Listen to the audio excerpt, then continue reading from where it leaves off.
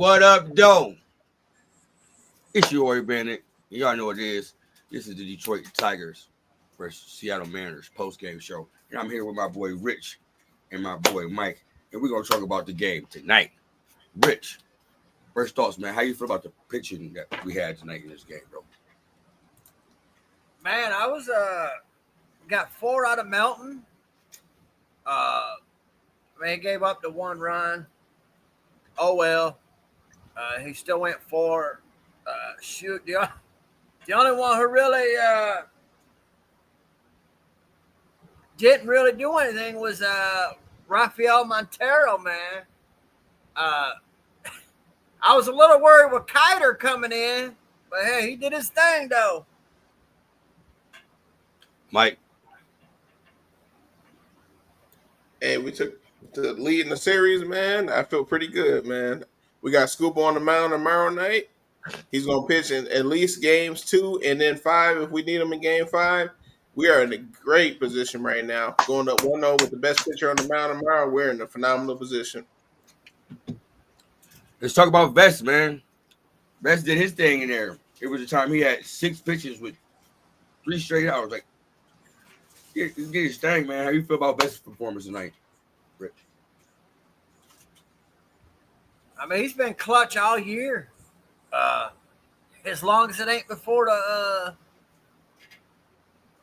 as long as it ain't the 7th inning, he good. But that was good, man, to get him in there and do his thing, hold us in check. Mike, how you feel about Vest's performance? Yeah, I agree with Rich.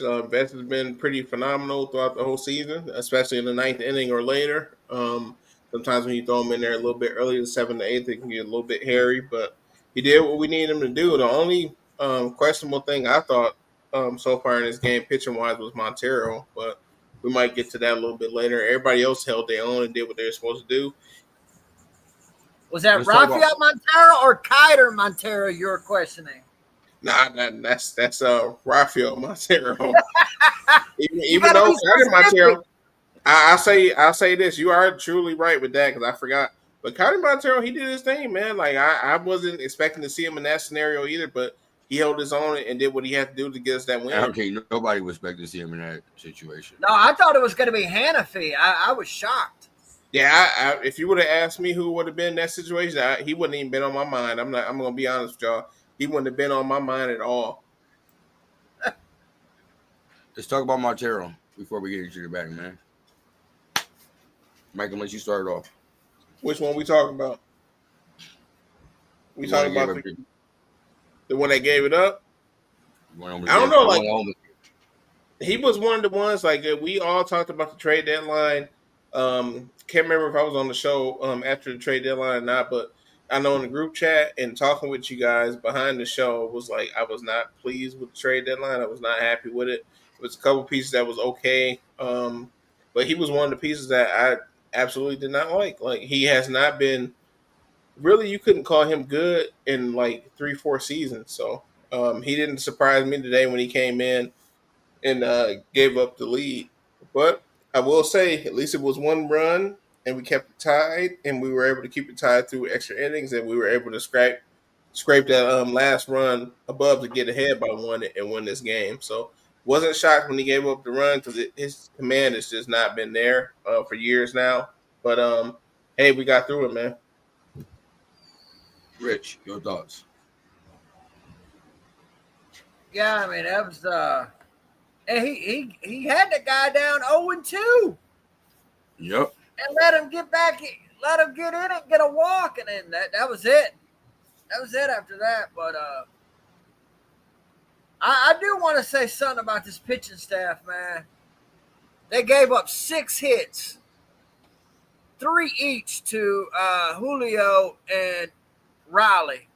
Riley's were all singles, and then Julio had the home run and RBI single. But, man, shit, that's clutch. You can't shut everybody down, man. But, kind of like Mike was saying before, just don't have them, with a bunch of people on base. Exactly. That was the key. Like them two got the hits out of everybody, but like I said before we did this episode, the key is when you get Riley and you get Suarez on base like that, where they're up to bat, don't allow one or two batters to be already on base. Like let them be up there as solo artists. If they get a hit, they get a hit. That's fine. You get a solo, or even at worst, if you get a home run, it's still a solo home run instead of being a 2-3 home run. So I think we did a great job. And then with Montero, like I said, I wasn't expecting Montero to be the call right there, but that second out with Rowley popping out like that was huge, man. When he popped out, that's the first thought in my head was like, oh yeah, we're winning this game. He popped out. That's the second out. We winning this game. Yeah, he only threw 12 pitches and 10 were strikes. That's the thing about Montero. He's got the stuff. That has never been the question. It's sometimes he can be a little erratic, but I do, and I did say that on our season finale show, or one of our shows recently, that I have seen improvement from last year with him. And I think he's got if you really want to be honest, he has got the toughest job on this team. He goes up down to AAA, up, down, up, starter, bulk relief. Now we put him in a closing and man. In game one of a playoff series of the best of 5 and we're the underdogs. Yeah. But I'll say this, like we were talking about it off show, we hinted at it a little bit on the show previous to this because we were talking about it behind the scenes. You were thinking they might go with Montero to start him. I'm glad they didn't. I'm glad they went with Milton because I felt like Milton, he's young. I'll give you that. He's basically a rookie, essentially a rookie. He started this year in Double-A. But as far as the best use for him, I felt like it was as a starter. Like I know we put him in the bullpen because we got guys like Charlie and whatnot to start to you laughing.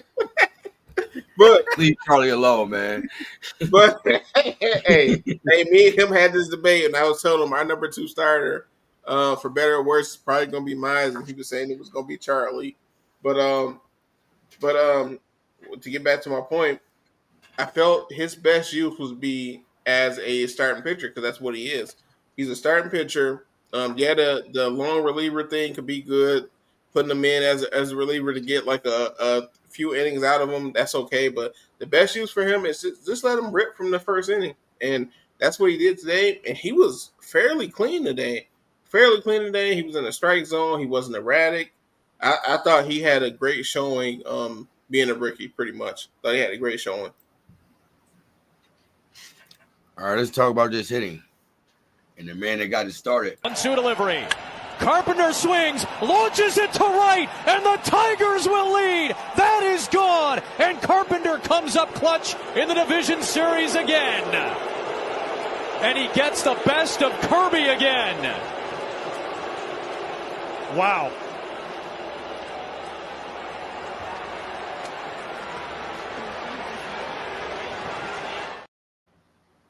That pose when he hit that second baseline. I love that when you do that, bro. How you feel like Carpenter's performance? Go ahead. He absolutely owns Kirby. 5 for 11 with 5 home runs. Like, absolutely owns him, man. Man, when you know somebody owns you like that, man, it's like you're pitching to Babe Ruth, man. You know, I mean, it is. 5 for 11 with 5 home runs. That is, man. But man, that's it was bully ball. Yeah, I mean, but after that, you didn't really have nothing. You had a single for Green in the 6th inning, the following inning. And nobody hit nothing. It was a 5th Walker inning. Here or there, but that was it, man. Like until the 11th, when great at bat by Torque. Got over to second on the pass ball, and then finally Zach was able to break his hitless streak. But man, they got to do something. Being 3 for 11 with runners in scoring position, they shouldn't even been in this position if we're being honest. Their hitting with runners in scoring position is absolutely atrocious. Hey, we were positive. No, it came through today. Mike, your thoughts? My thoughts are as I want to shout out the comments we got. Like, it's a late show, especially on the East Coast, Midwest. Like, the couple comments we got from Sam and Marie, man, we definitely appreciate it. We definitely appreciate you guys watching. Oh yeah, thank you. Watching, yeah. Yeah, as far as the hits, man, it is what it is with this offense. Like, it's gonna be struggles. It will struggles again in this game. Did you just say it is what it is? Hey, it is what it is. It is what it is, bro. I didn't even mean to say that. The quote was Riley Oh my God. Riley Green, you know what it is, what it is. Hey, but man, we did what we had to do, man. We played Tigers baseball, and man, we're in it from the first inning to the ninth inning, or 2 extra innings, like it was tonight. We're gonna be in it as long as we get the good pitching that we got. I still wish we could stop stressing out our pitching as much as we do with these games being so close, but maybe we'll get to that point one day. Maybe it might not be today, it might not be tomorrow, but at least tomorrow we got Scuba on the mound. And this is what I'm talking about right here, diehard fan. Yep. Yeah, I agree with that 100%. Yep, I totally agree with what she's saying. That's what I wish for right there. I wish we could score easier. Maybe this offseason we'll get a quality veteran or two. That's what I really want on a team, but we'll see what route they go this offseason. But right now, we're just going to keep pushing and striving for more. And as long as we got good pitching that's giving up 3 or less runs, we'll be in every game. It's just on the hitting at this point. Yeah, because striking out 16 times is nasty work. It's not the way we wanted to be, but as long as it's effective, you feel me? You got to win. All right, let's talk about your breakaway play, deep in extra innings. 3. And there is a base hit with a man aboard. Sneaks it through the middle. Torkelson will score. And right on cue, the Tigers take the lead. McKinstry delivers in the 11th. He broke his streak, man, and came through in the clutch, man. Rich, how you feel about the play, man? I mean, hey, that was fantastic, man. I mean, finally come through. Like I said, that was a great at bat. And even they had AJ Przinsky, former catcher, and Adam Wainwright, former pitcher. They said the awful dreaded, first batter of the inning, walk. Those usually never end well. Never end well. It's that's like the biggest no-no in baseball, man. You walk that leadoff hitter, but usually does not end well for the other team. Mike. I don't even know what the question was. What was the question? How many IPAs have you drank? That's the question. You don't want to know. You don't want to know. You don't want to know. What was the question, Bandit? You're talking about the late hit and extra cheese to get us over here and win the game, man. Hey, you know what? I'm not even gonna lie. I missed it because when I went downstairs to get some more to drink, and I saw we was up by 1. I had no clue we was up by 1. I thought we was going. I showed it to you. I replayed it. It was so beautiful. I showed it to you. Yeah, show the replay. And there is a base hit with a man aboard. Sneaks it through the middle. Torkelson will score. And right on cue, the Tigers take the lead. McKinstry delivers in the 11th. Hey, phenomenal. Beautiful. I just wish we could pick it up a little bit more so we could score more consistently so we won't have to be in these games so late. But like I said earlier, this is the team we got right now. Like, until we improve the roster hitting-wise and getting a couple of veterans in here that's proven at bats, this is what we're going to have to deal with throughout the playoffs. So I'm just glad that we won this game, stole game 1, and then on to game 2. Like, I think the pressure is all on Seattle. Like, they're at home. They're going to be at home tomorrow again, and they face the best pitcher in baseball. And a lot of their people in their lineup, when they go against lefties, when you look at their righty versus lefty hitting metrics, they slump a lot. So you're already going up against the toughest pitcher in baseball, and you're going up against a lefty because you don't do good. They don't have good numbers versus lefties. I think the only person, it's two people. Big Dumper, he's phenomenal against lefties. His numbers versus lefties are actually better versus righties. And then the other guy, the speed guy, Rodriguez, he's the only guy like I looked at that's considered one of the best hitters and whatnot. He's above average in his OPS. All the other people, they're average or less OPS versus lefties. So I feel real good about the game tomorrow. Really good. Man, I did not know that. No, I didn't know that either. Go have that baby. I didn't see that. But if it does, yeah, that's perfect. That's one thing I touched on in our group chat when we were watching the game. Like Cleveland could have been a much better offense if they weren't so cheap. Naylor should have never left the Cleveland Guardians. They traded him off the team. He got traded again during a trade deadline to go to Seattle, and they should have kept him on the team. And they're extremely cheap. And the only reason they have Ramirez still on the team is because he took an extreme discount. Like, if it wasn't for the discount, they wouldn't even have him. Like, you got to spend money in the game with the Tigers. You have to spend money if you want to win and chase rings. You have to.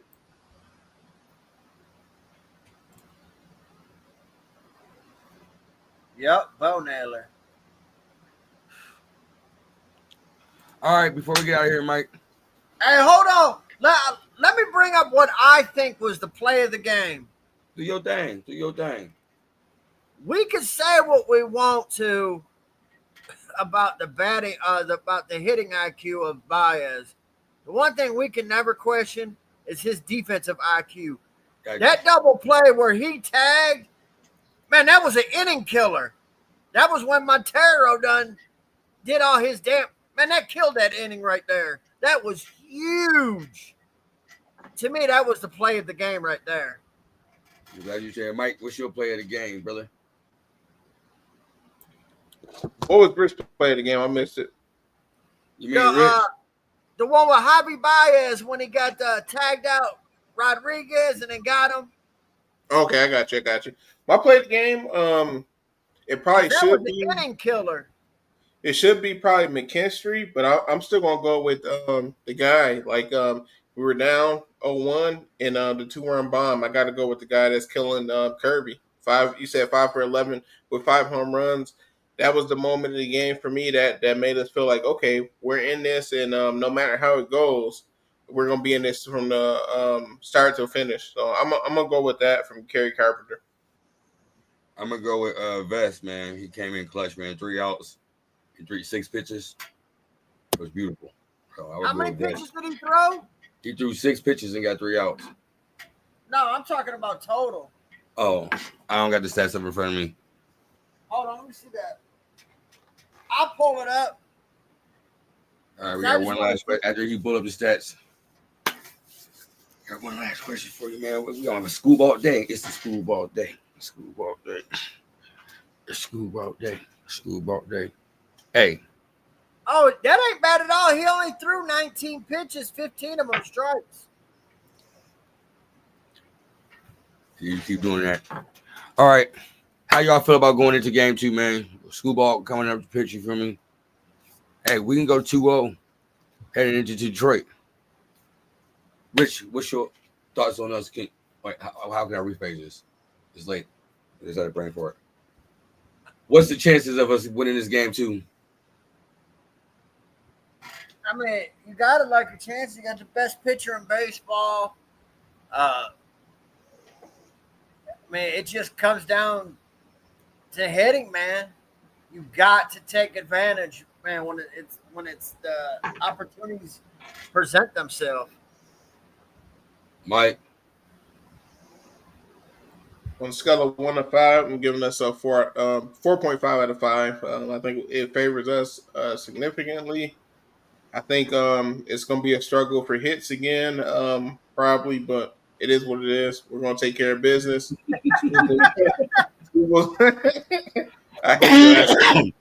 Scuba's going to get there. From his standpoint, he's going to give us the bulk of the innings and not tax our bullpen.